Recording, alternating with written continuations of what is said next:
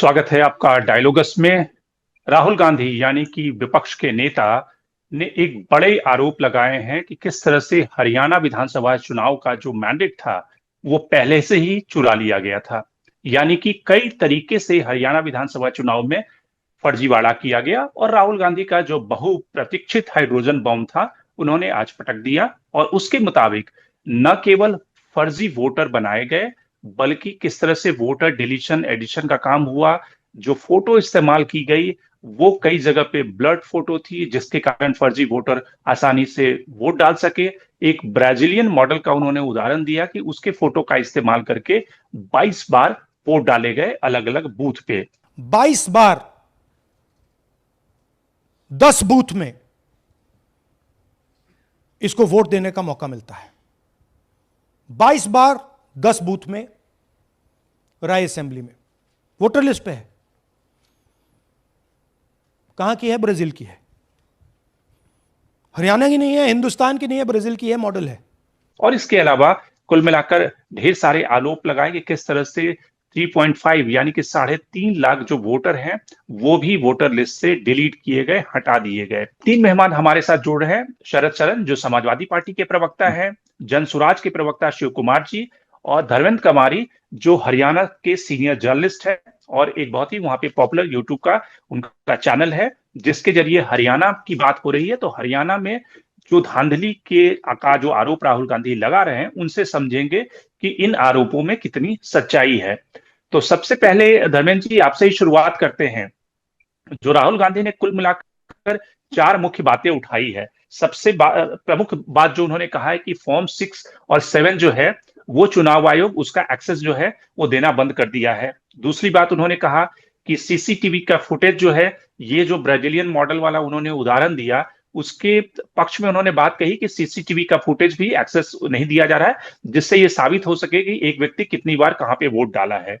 तीसरी बात उन्होंने जो कही कि ग्राउंड वेरिफिकेशन का जो रूल है, यानी कि 10 वोटर से ज्यादा कोई एक मकान पे रहता है तो उसकी ग्राउंड वेरिफिकेशन होनी चाहिए। लेकिन हरियाणा में ये केस आए कि 500 लोग एक जगह पे रह रहे हैं, कहीं पे 100 लोग रह रहे हैं, कहीं बीजेपी नेताओं का उन्होंने नाम दिया।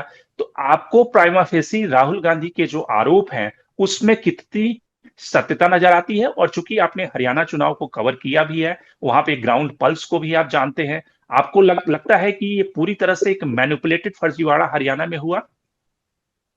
देखिए शंकर जी, सबसे पहले तो राहुल गांधी जी ने जो बातचीत बोली है उन बातों को इस नजरिए से देखने की जरूरत है, समझने की जरूरत है कि ये सारी की सारी बातें हरियाणा प्रदेश की जनता ऑलरेडी जानती है।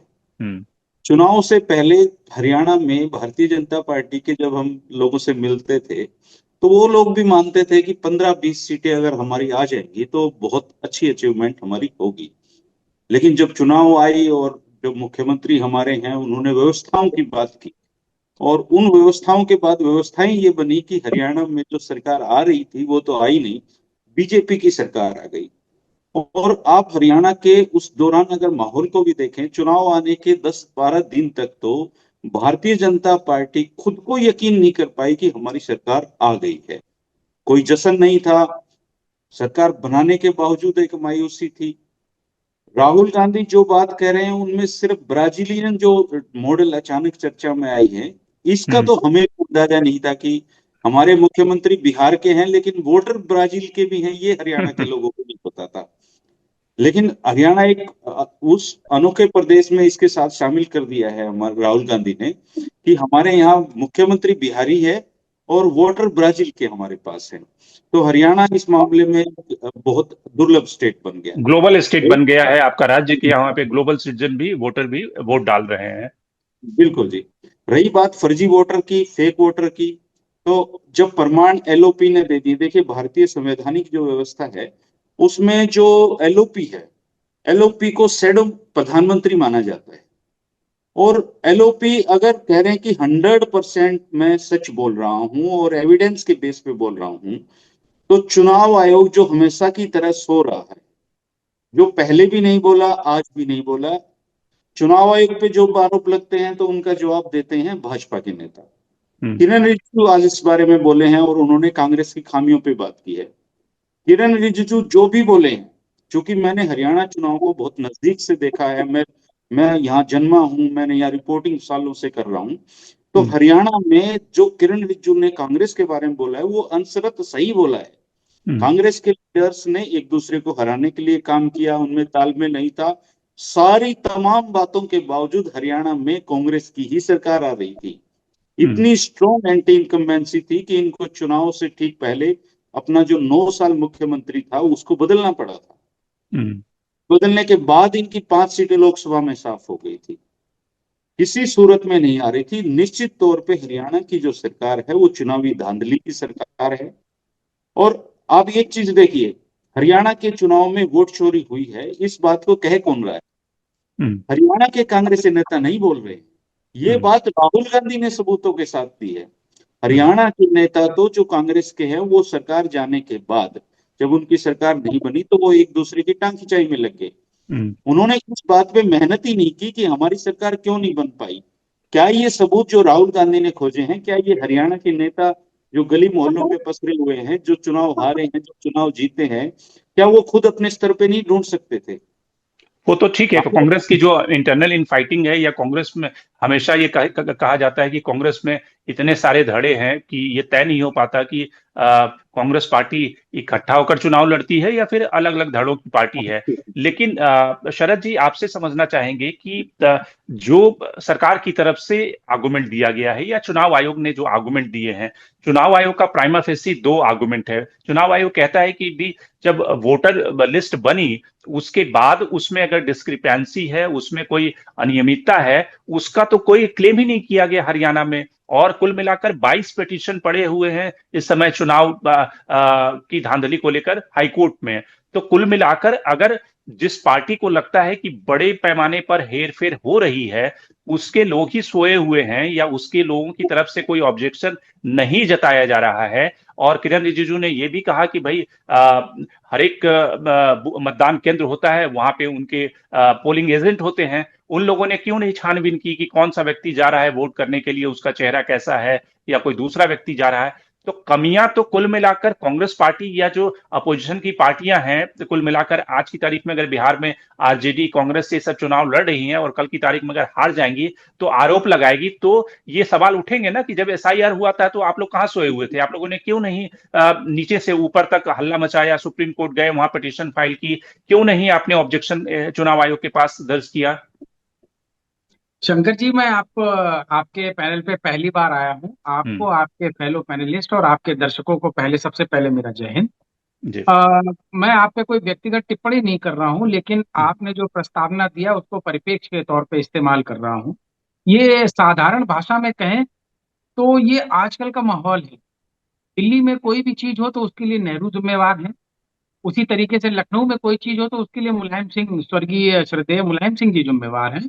ये हम लोग करीब 8-10 साल से सुनते आ रहे हैं।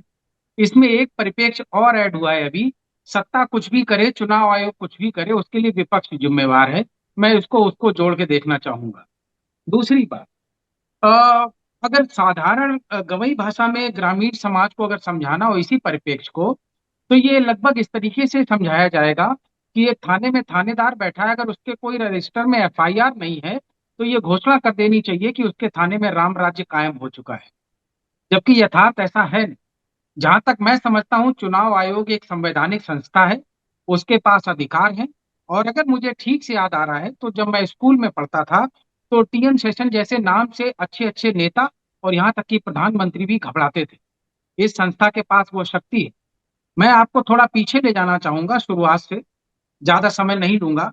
जिस दिन ये फैसला हुआ था कि चुनाव आयोग के जो मुखिया हैं उसको प्रधानमंत्री जी और उनके साथी और नेता विपक्ष ये मिलकर तय करेंगे, उसी दिन ये तय हो गया था कि अब चुनाव आयोग स्वतंत्र संस्था के तौर पे काम नहीं कर पाएगा।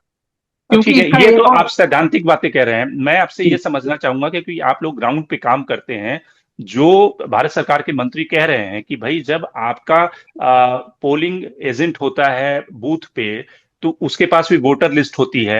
अगर एक ब्राजीलियन मॉडल का चेहरे का इस्तेमाल करके कोई आदमी या कोई महिला या कोई लड़की 22 बार अलग अलग जगहों से वोटिंग कर रहा है, तो जो पॉलिटिकल पार्टियों के एजेंट होते हैं वो बूथ पे क्या करते हैं? बहुत मैं ऐसा करता हूँ, आपको ग्राउंड पे जो फील्ड के फैक्ट्स हैं उस पर ही हम्म। बात कर लेता हूँ, हम्म। बाकी चीजों को पीछे छोड़ देता हूँ।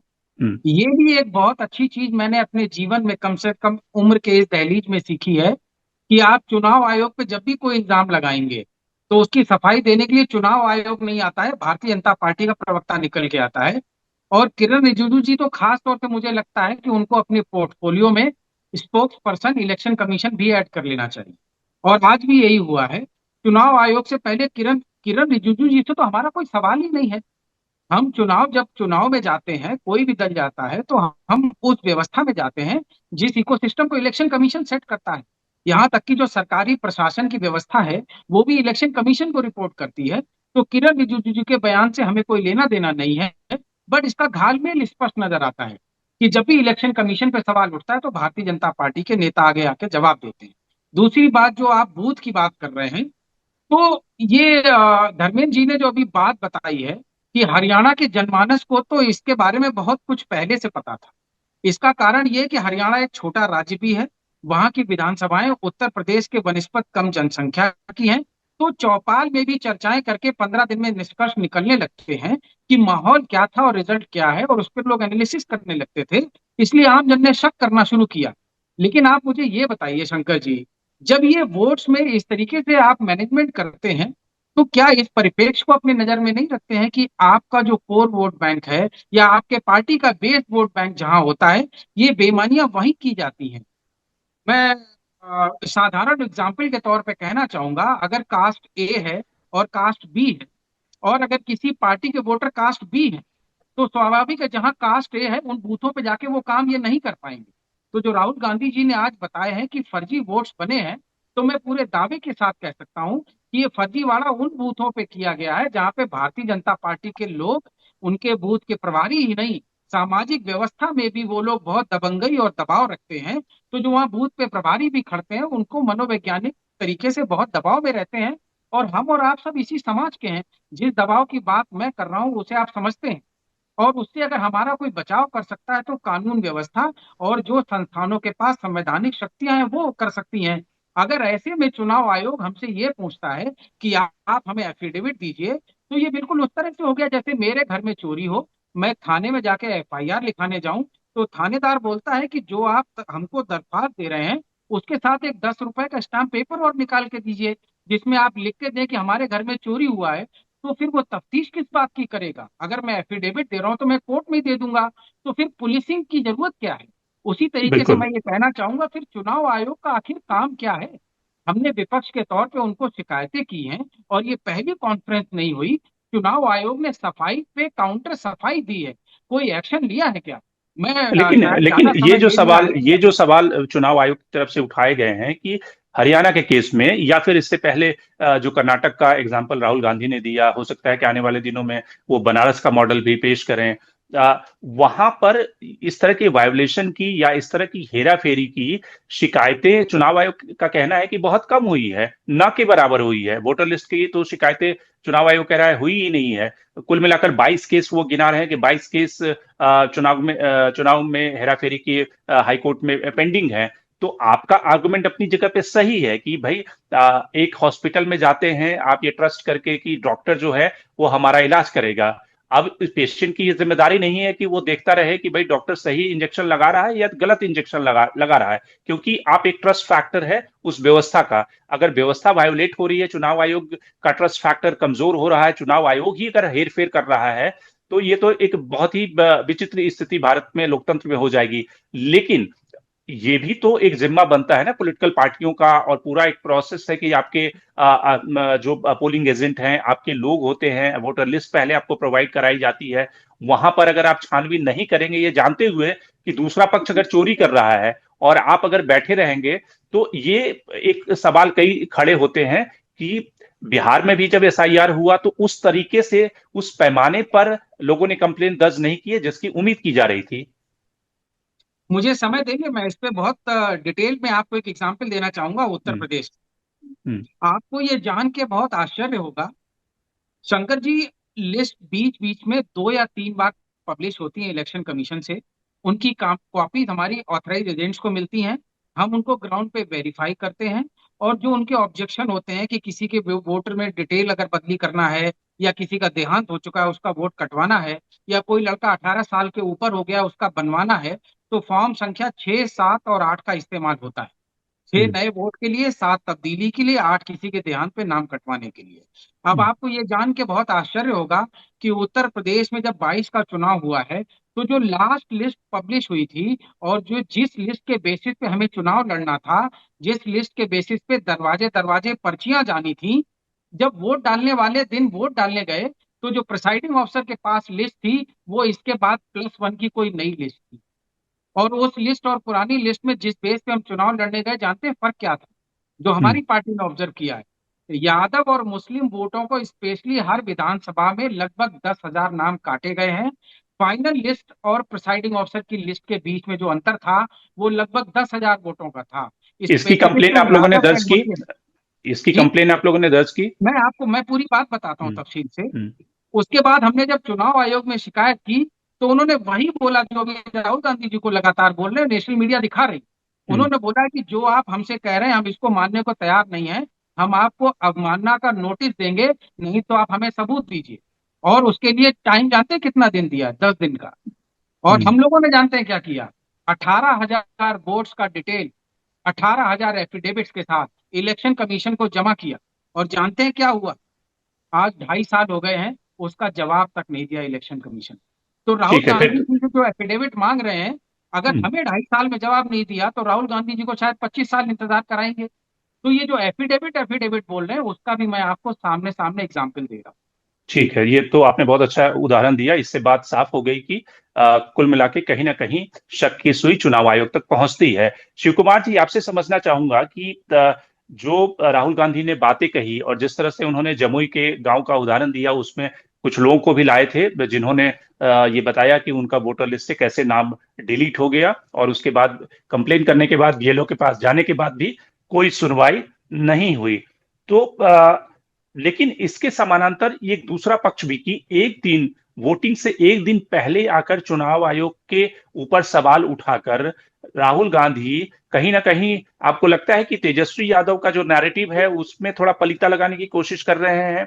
या फिर जिस तरह से तेजस्वी यादव ने अनएम्प्लॉयमेंट, रोजगार का जो मुद्दा उठाया हुआ था, राहुल गांधी एसआईआर का मुद्दा उठा रहे थे, तो इन दोनों के बीच में थोड़ी बहुत रस्साकसी भी चलती रही? या फिर आपको लगता है कि जो चुनाव आयोग के ऊपर जो सवाल उठाए गए हैं वो वाजिब सवाल है जिससे चुनाव आयोग बचने की कोशिश कर रहा है?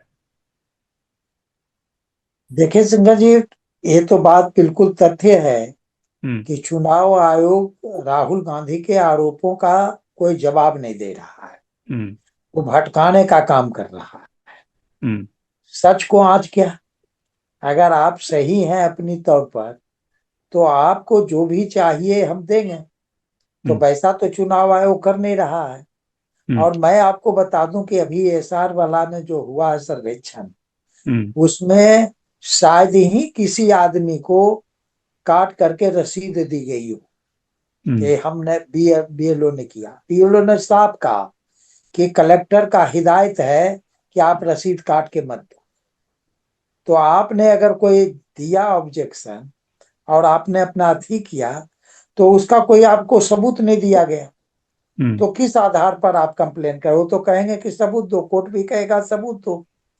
लेकिन जब पूरे सिस्टम को ही आप बर्बाद करने को तुले हुए हैं, पूरे सिस्टम को आप अपाहिज बना रहे हैं, नपुंसक बना रहे हैं, तो फिर कहां से सबूत आएगा? कौन सबूत लाएगा इसका? हम्म। अब तो कुल मिलाकर के जी स्थिति यहां तक पहुंच गई है कि अगर इसी तरह से चला, तो हिंदुस्तान में शायद ही डेमोक्रेसी बच पाएगी। बहुत मुश्किल है तो आम आप कह रहे लोगों हैं कि के पूरी लिए। तरह से चुनाव जो है वो मैनेज्ड है? एक तरह से आप बिहार के चुनाव के कॉन्टेक्स्ट में ही बात कर लें कि अगर इसमें जीत मिलेगी किसी अलायंस को, तो वो एक मैनेज तरीके से ही मिलेगा। जैसे कि पिछले 2020 के चुनाव में भी ये आरोप लगा था कि लास्ट में जो 7, 8, 10, 11 सीटें पे जहां पे फासला बहुत कम था, वहां पे लास्ट में डीएम को फोन करके जिताया गया। हमारे क्षेत्र में ही हम्म, मैं आपको बता रहा हूँ, जदयू के उम्मीदवार को 141 वोट से जिताया गया। एन के हम्म, पराकेन जीता हुआ था कांग्रेस का उम्मीदवार गजानंद शाही, हम्म, और उसको हरा दिया गया अंतिम में। आपको मैं बता रहा हूं। उसे काउंटिंग हॉल से बाहर कर दिया गया और चुनाव रिजल्ट की घोषणा कर दी गई। इस किस्म की वारदात तो हुई है पिछले बार भी, और आशंका इस बार भी बनी हुई है। मैं आपको बताता हूं कि अभी मेरे जैसे शेखपुरा जिला जैसे छोटे जगह में, जहां से मेरा पैतृक घर है, जहां वहां अभी एक हवाई जहाज से गुजरात से बिहार के लोग लाए गए हैं, करीब करीब 150 लोग। अब वो 150 जो लोग आए हैं वो बिहार के रहने वाले हैं और इसी मगध के इलाके के रहने वाले हैं। अब वो यहाँ जो आए हैं वो बोगस वोट डालेंगे। इस काम के लिए उनको लाया गया है, इसका काम करवाने के लिए। आखिर चुनाव आयोग और कलेक्टर क्यों नहीं ये करते हैं कि चुनाव प्रचार कल बंद हो गया, तो 4 बजे के बाद जो बाहर के लोग आए हैं उन लोगों को वापस क्यों नहीं गिरफ्तार करते हैं या भेजते हैं? लेकिन इसकी आइडेंटिफिकेशन, मतलब उस जमाने में तो लालू जी के जमाने में ही हम सुनते थे कि भाई कोई आदमी किसी और की जगह जाके वोट डाल रहा है, लेकिन आज की तारीख में अगर वोटर लिस्ट है उसमें कई जगहों पर ये चेकिंग होती है कि वही व्यक्ति वोट डालने के लिए आ रहा है कि नहीं आ रहा है, उसमें ये कैसे संभव है? कौन चेकिंग करता है? सवाल ये है। जब एक कलेक्टर बोलेगा अपने निम्न के अधिकारियों को कि तुमको जो आ रहा है उसको वोट दिलवाना है, तो चेकिंग करेगा कौन? और जो हमारी ओर से पोलिंग बूथ पर बैठते हैं एजेंट, जब आप उसको डरा देगा कोई दरोगा जा करके, कोई इंस्पेक्टर जाके, डीएसपी जा करके, कोई डीएम जाके, डीएम जा करके कि चुप रहो नहीं तो तुम्हारी खाल उतार लेंगे, तो फिर वो कैसे विरोध करेगा? बहुत कम लोग होते हैं ऐसे साहसी, इतने साहसी जो इतना जोखिम लेकर के विरोध करेंगे। सामान्य पब्लिक तो डर जाती है। आप जब कल एक दरोगा जाकर के धमकी देगा कि चुनाव तो खत्म हो जाएगा लेकिन इसके बाद तुमको डकैती के केस में फंसा के भेजे, तो डरेगा ही, स्वाभाविक है। अस्वाभाविक बातें नहीं है। तो एक किस्म से कांग्रेस के समय में भी बात यह चलती थी। मैं बता दूं, नहीं चलती थी सो बात नहीं। यहाँ से राजू सिंह उम्मीदवार कांग्रेस के होते थे, दबंग आदमी थे, तो डर भय साम दम विधेयक चलता था।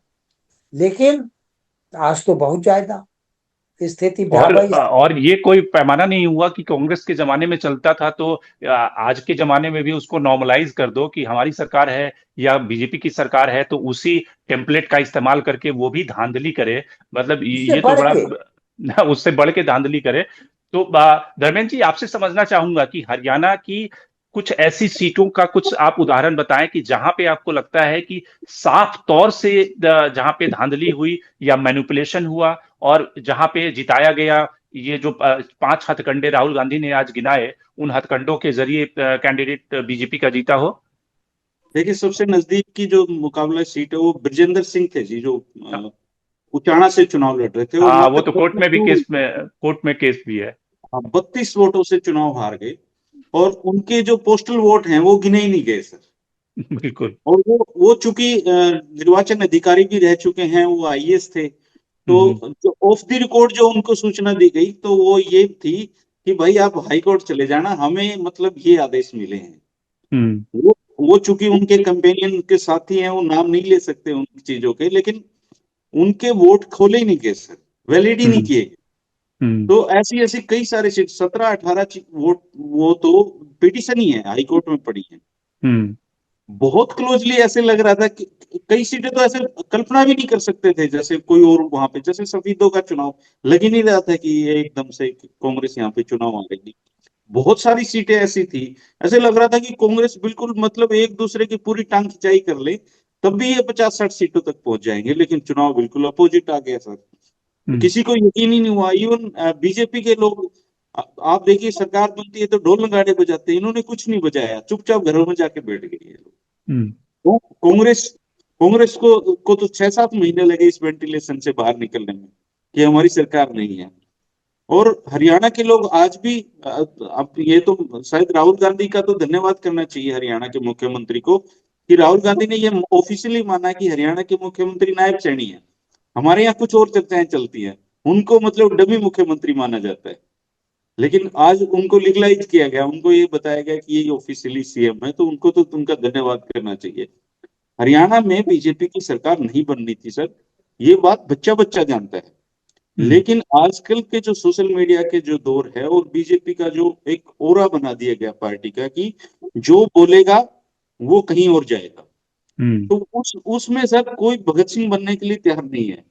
ये आप देखिए कांग्रेस में कौन बोल रहा है, कांग्रेस में अगर राहुल गांधी को छोड़ दे तो बीजेपी के खिलाफ या बीजेपी के नैरेटिव के खिलाफ या बीजेपी की साजिशों के खिलाफ राहुल गांधी के अलावा है कौन? सपोर्टिव सिस्टम कहाँ है उनके पास? लेकिन जब ये सवाल उठाए जाते हैं कि जो राहुल गांधी ने भी सवाल उठाए और काफी दिनों से इस पे कोर्ट में भी पिटीशन दाखिल किया कई लोगों ने कि जो सीसीटीवी का फुटेज है वो उसका एक्सेस क्यों नहीं मिल पा रहा, तो चुनाव आयोग ने एक तर्क दिया, दलील दिया कि भाई हमें लोगों की जो प्राइवेसी है उसको प्रोटेक्ट करना है।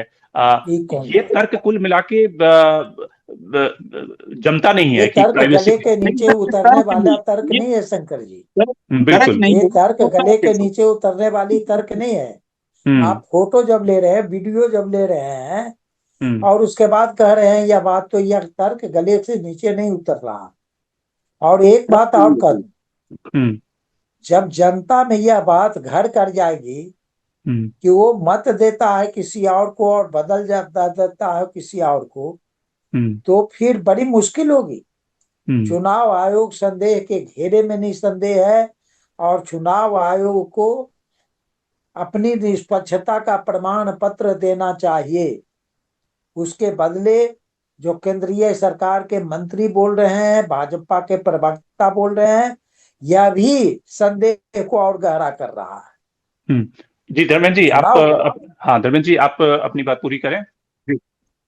देखिए सर, ये जो पूरी लूट है, इसको वोट चोरी की जो लूट राहुल गांधी कहते हैं, कम से कम हरियाणा इसका एक एग्जाम्पल है सर, कि जब सरकार किसी और पार्टी की बन भी रही हो तब भी बीजेपी की वहां पे सरकार बन सकती है। इस बात का प्रमाण पूरे देश के सामने हमारा छोटा सा प्रदेश हरियाणा है सर। हरियाणा से भी काफी बड़ी संख्या में भारतीय जनता पार्टी ने बिहार के लोगों को चुनाव में भेजा है, टिकट कटवाकर गले में पट्टा डालकर। वैसे ही इन्होंने भरे हैं बहुत बड़े पैमाने पे हरियाणा के गली मोहल्लों में। मैं जैसे रोहतक में रहता हूं, यहाँ पे मैंने देखा एक महीने से एक्सरसाइज चल रही है कि कौन कौन बिहार के लोग हैं, कौन कौन वापस जाएंगे, उनकी टिकट की व्यवस्था कौन करेगा। देखिए, बीजेपी एक पार्टी नहीं है सर, बीजेपी मुझे लगता है एक प्राइवेट लिमिटेड कंपनी है जिसको हर हाल में अच्छे रिजल्ट लेके आने हैं। पार्टी के नाते तो ये लड़ ही नहीं रहे सर, चुनाव तो हमेशा इस देश में लड़े ही जाते रहे, लेकिन ये चुनाव को एक वार मान के लड़ते हैं। और वो पुरानी कहावत भी है सर कि जंग में और प्यार में सब जायज है, तो जंग और प्यार में बीजेपी की वोट चोरी भी जायज है और इसको प्रमाणित कर देता है चुनाव आयोग। अलग अलग तर्क देके, अलग अलग कुतर्क देके वो इस बात को ये देश के सामने भ्रम ही रहने देता है, लेकिन इसके दूरगामी परिणाम बहुत खराब होंगे सर हमारे देश के लिए। जब देश की अधिकांश जनता को ये लगने लग जाए कि हम जो वोट डालते हैं उस वोट पे संदेह है कि वो कहाँ जा रहा है, तो वो देश का जो भविष्य है वो बेहद खतरनाक है। आने वाले समय में बीजेपी जो ये कांटे खुद बो रही है, ये उनके पांवों को ही लहूलुहान करने वाले हैं और एक बहुत गंभीर परिणाम ये देश देखेगा अगर ये इसी तरीके से चुनाव आयोग कठपुतली बनकर बीजेपी के लिए काम करता रहा। शरद जी, एक अंतिम टिप्पणी आपसे लूंगा कि पूरे देश भर में चुनाव आयोग अब एसआईआर करा रहा है, यूपी में 2 साल के बाद चुनाव होने हैं, आप लोग क्या एहतियातन कदम उठा रहे हैं कि जिस तरह से हरियाणा में या महाराष्ट्र में अगर ऐसा हुआ, सचमुच धांधली हुई, तो यूपी में वैसी धांधली ना हो, उसके लिए समाजवादी पार्टी ग्राउंड पे क्या काम कर रही है? मैं इसका थोड़ा प्रिल्यूड देना चाहूंगा स्पेसिफिक आंसर देने के पहले। आपको याद होगा थोड़े दिन पहले मीडिया पे चर्चा चल रही थी कि जो बुरके में महिलाएं हैं उनको आंगनवाड़ी की महिलाएं बूथ के बाहर ही चेक करेंगी, उनकी शक्ल को आधार या वोटर कार्ड से मिलाएंगी। वो क्यों किया जा रहा है वो बताना चाहूंगा। हमारे उत्तर प्रदेश में कुछ समय पहले उपचुनाव हुआ था जिसमें 9 सीटों पे चुनाव हुआ था और बिल्कुल अयोध्या में जो आता है उसको जानबूझ के टाला गया था। और किस भय से? क्योंकि अयोध्या हम जीते थे। उसमें उन्होंने पश्चिम में एक पर्टिकुलर सीट है जहां अगर धार्मिक और जातिगत आधार पर देखें तो उसकी 60% पॉपुलेशन सिर्फ मुस्लिम वोट्स की।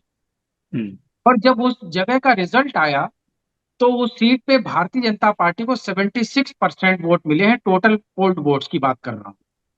और उसमें एक बहुत वीडियो सोशल मीडिया पे चर्चित हुआ था, जिसमें एक महिला को पुलिस इंस्पेक्टर अपनी रिवॉल्वर सामने बिल्कुल पैरेलल टू ग्राउंड रेस करके उसको बोलता था कि वापस चले जाओ, और महिला ने बोला था कि हम वोट डाले बिना वापस नहीं जाएंगे। वो मीडिया पे बहुत चला था। इन्होंने क्या किया है कि धर्म और जाति के आधार पे जो लाइक्लीहुड है जिनका कि जो नॉन बीजेपी वोटर्स हैं, उन बूथों पे ये बूथ पे वोटर पहुंचने नहीं देना चाहते हैं। और जो एसआईआर है वो यूपी के परिप्रेक्ष्य में उसका एक्सटेंशन है। हर राज्य में उसको अलग अलग तरह से उसके वेरिएशंस। यूपी में क्या कर रहे हैं, जो एसआईआर में जो एम्प्लॉइज हैं, मैं इसमें एक और चीज ऐड करना चाहूंगा। उत्तर प्रदेश में ब्यूरोक्रेसी अभी कास्ट लाइंस पे कंप्लीटली डिवाइड हो चुकी है। आप कहीं पे भी जाएंगे तो जो आदित्यनाथ जी हैं, उनके समाज और उनके जाति के अधिकारी सभी कमांड चैनल पे, चाहे वो थाने में हो और चाहे वो चीफ सेक्रेटरी हो, नीचे से ऊपर तक उन्होंने टोटल कंट्रोल ब्यूरोक्रेटिक सिस्टम को दे रखा है और एक कास्ट विशेष को दे रखा है। तो जो एसआईआर में जो ड्यूटी लगी है इलेक्शन ऑफिसर्स की, वो उन्होंने समाज विशेष से लगाई है। और विशेष तौर से जो भाजपा के कमजोर क्षेत्र हैं, वहां पे ऐसे लोगों को एसआईआर करने के लिए लगाई गई है। तो उसमें उनका प्रयास ये है कि जो भाजपा के विपक्ष में वोट गिरने वाला है, और जो खास तौर से क्योंकि समाजवादी उनके सामने मेन पार्टी खड़ी है इंडिया गठबंधन की, तो जो समाजवादी पार्टी का जो वोटर है, जो पीडीए समाज का वोटर है, उसको रोकने के लिए उन्होंने पीडीए एम्प्लॉइज और ऑफिसर्स को इस प्रोसेस से हटाया है। एक और उदाहरण देना चाहूंगा, जहां जहां भी बाई इलेक्शन हुआ है, तो इन्होंने सिर्फ अधिकारी और कर्मचारी ही नहीं, अगर पीडीए समाज के बीएलओ हैं तो उनको भी चुनाव के 3 महीने पहले वहां से हटाया है। तो यहाँ पे एसआईआर में वो कास्ट के लाइन को प्ले करने वाले हैं। जहां तक बात रही कि हमने क्या एक्शन लिया है, तो मैं आपके माध्यम से दर्शकों को ये बताना चाहूंगा कि जब बिहार में एसआईआर अनाउंस हुआ था, अब तक तो 8-10 साल में भारतीय जनता पार्टी एक जो मशीन और कॉरपोरेट मशीन की तरह काम करती है, तो ये बहुत ऑब्वियस मशीन हो गई है। अब हम इनकी गतिविधियां जानते हैं कि कब कब कहाँ कहाँ क्या करेंगे, इनका पैटर्न बहुत क्लियर है। तो हमने उस दिन से तैयारी शुरू की जिस दिन से बिहार में एसआईआर की घोषणा हुई थी। आपने नोटिस किया होगा कि उत्तर प्रदेश में एसआईआर की घोषणा होने के बाद हमने उसके विरोध में ऊर्जा खर्च करने के बजाय उस ऊर्जा को भी अनवरत उसी प्रोसेस में खर्च करने का प्रयास किया है, जिसको हम लगातार कुछ महीनों से चला रहे थे। और हमने बूथ दर बूथ चिन्हित किया है, और प्रशासन से जो इन्होंने बीएलओ लगाए हैं, जो अधिकारी और कर्मचारी लगाए हैं, उनकी जो रैंडमाइजेशन की ड्यूटी होती है इलेक्शन के बारे में, उनका सारा हमने ब्यौरा इनसे मांगा है। हम इनको लगातार दबाव में रखेंगे। और जहां तक बूथ की बात है, तो एक एक वोट को चिन्हित करके हम अपने वोट को एसआईआर में कटने से रोकने के लिए डॉक्यूमेंट्स और फॉर्म्स की लगातार व्यवस्था कर रहे हैं। इसमें बहुत मल्टी लेयर्ड हमने अपनी भी स्ट्रेटजी बनाई है, जिसको सुनने में थोड़ा अजीब लगेगा, लेकिन हम बहुत क्लोज सर्कल्स में लेके चल रहे हैं, क्योंकि ये 1 महीने की लड़ाई है। खुल के हम इसके बारे में एसआईआर खत्म होने के बाद ही करना चाहेंगे। गतिविधियां वॉर फुटेज पे हमारे लेवल पे चल रही है, because we know what they are trying. ठीक है। तो कुल मिलाकर जो बड़े मुद्दे हैं कि जो राहुल गांधी ने आरोप लगाए हैं, उससे कम से कम जनता के दिमाग में ये शक उत्पन्न हो गया है, खड़ा हो गया है, कहीं ना कहीं कुछ तो दाल में काला है। क्योंकि जिस तरह से आरोप लगाए गए हैं और जिस तरह से चुनाव आयोग का जवाब है आया है, वो कोई बहुत ज्यादा सेटिस्फैक्टरी नहीं है। आप ये कहकर उन आरोपों को गलत नहीं ठहरा सकते कि कोई भी कंप्लेन दर्ज नहीं हुई है, पॉलिटिकल पार्टियां ने कंप्लेन क्यों नहीं दर्ज कराई, अगर उनको इतनी सारी हेरफेर और इस तरह के बड़े हेरफेर की आशंका है। इन सवालों से चुनाव आयोग को जूझना पड़ेगा और चुनाव आयोग को पॉइंट पर पॉइंट जवाब देना चाहिए। तभी भारत में जो चुनाव आयोग की निष्पक्षता है, जो साख बची है, वो कायम रह पाएगी। तो आज के कार्यक्रम में इतना ही। हमारे सारे मेहमान का शुक्रिया। शरद जी हमसे जुड़े, बहुत बहुत धन्यवाद। शिव कुमार जी जुड़े, आप लोगों का धन्यवाद। और धर्मेंद्र जी आपका भी बहुत बहुत धन्यवाद हरियाणा की ग्राउंड रिपोर्ट बताने के लिए। तो आज के कार्यक्रम में इतना ही। देश दुनिया की बाकी खबरों के लिए बने रहिए डायलॉग्स के साथ।